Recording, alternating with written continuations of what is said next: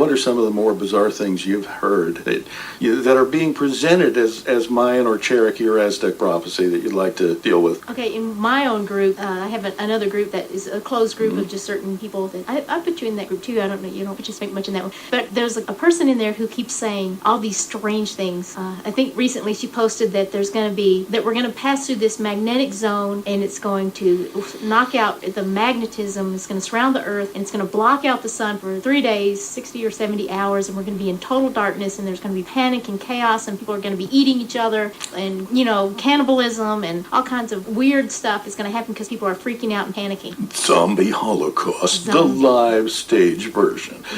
Caused by magnetism. Well, actually, the 3 days of darkness goes back to a prophecy given in about 1813 in North Carolina. 3 days of darkness were supposed to occur, according to a prophet named Charlie Dullhoe, were going to occur when there would be a great storm, and all the people who did not follow him up to the top of the mountain to escape it would be killed by hailstones the size of corn mortars. Have you ever seen one of those corn mortars? It's basically a hollowed out tree stump that's used to grind up corn. I'm not saying they aren't possible, but that's how big it is. And that anybody who was not under cover or in a cave or up on the mountaintop would be killed.